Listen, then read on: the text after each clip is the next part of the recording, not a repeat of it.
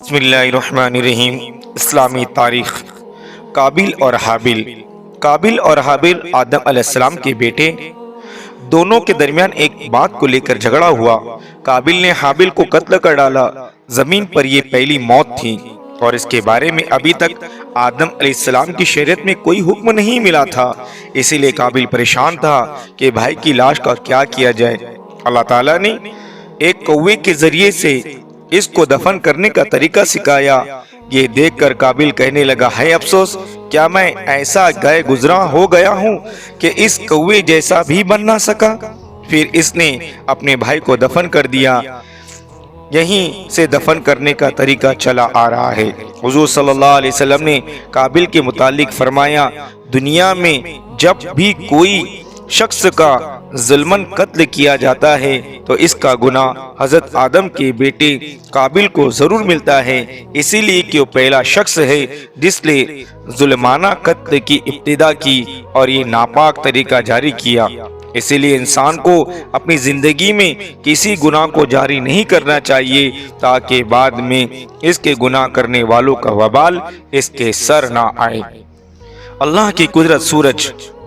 سورج اللہ تعالیٰ کی بنائی ہوئی ایک زبردست مخلوق ہے، اس سے ہمیں روشنی اور گرمی حاصل ہوتی ہے۔ وہ روزانہ مشرق سے نکلتا ہے اور مغرب میں ڈوبتا ہے، لیکن اللہ تعالیٰ قیامت کے قریب اسے اپنی قدرت سے مشرق کی بجائے مغرب سے نکالے گا، اور اس کی لمبائی چوڑائی لاکھوں میل ہے اور وزن کے اعتبار سے زمین کے مقابلے میں لاکھوں گنا زیادہ ہے۔ اتنا وزنی اور بڑے سورج کو مقررہ نظام کے تحت چلانا اور کروڑوں میل کی دوری سے پوری دنیا کو روشنی اور گرمی عطا کرنا اللہ کی قدرت کی بڑی نشانی ہے۔ ایک فرض کے بارے میں اسلام میں نماز کی اہمیت۔ ایک شخص نے رسول کریم صلی اللہ علیہ وسلم سے عرض کیا، اے اللہ کے رسول، اسلام میں اللہ کے نزدیک سب سے زیادہ پسندیدہ عمل کیا ہے؟ آپ صلی اللہ علیہ وسلم نے فرمایا، نماز کو اس کے وقت پر ادا کرنا۔ ایک سنت کے بارے میں اعضائے وضو کو تین مرتبہ دھونا۔ رسول کریم صلی اللہ علیہ وسلم نے وضو کیا اور اعضاء کو تین مرتبہ دھویا۔ ایک اہم عمل کی فضیلت، ماہ محرم میں روزے کا ثواب۔ رسول کریم صلی اللہ علیہ وسلم نے فرمایا، جس نے ماہ محرم میں ایک دن کا روزہ رکھا، اس کو ہر روزے کے بدلہ 30 دن کے روزے کا ثواب ملے گا۔ ایک گناہ کے بارے میں بلا ضرورت مانگنے کا وبال۔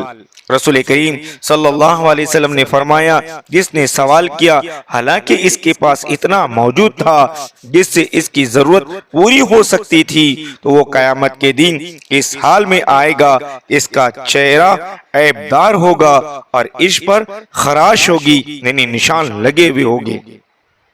دنیا کے بارے میں حضور صلی اللہ علیہ وسلم کے گھر والوں کا صبر۔ حضرت ابن عباس رضی اللہ تعالی عنہ بیان کرتے ہیں کہ رسول کریم صلی اللہ علیہ وسلم اور آپ کے گھر کے لوگوں، آپ کے گھر والے بہت سی راتیں بھوکے رہتے تھے۔ ان کے پاس رات کا کھانا نہیں ہوتا تھا، جبکہ ان کا کھانا عام طور سے جو کی روٹی تھی۔ آخرت کے بارے میں پرہیزگار لوگوں کے لیے خوشخبری۔ قرآن میں اللہ تعالیٰ فرماتا ہے، بے شک پرہیزگار لوگ جنت کے باغوں اور چشموں میں ہوں گے۔ ان سے کہا جائے گا، تم ان باغوں میں امن و سلامتی کے ساتھ داخل ہو جاؤ، اور ان کے دلوں کی آپسی رنجش کو اس طرح دور کر دیں گے کہ وہ بھائی بھائی بن کر رہیں گے، اور وہ تختوں پر آمنے سامنے بیٹھا کریں گے۔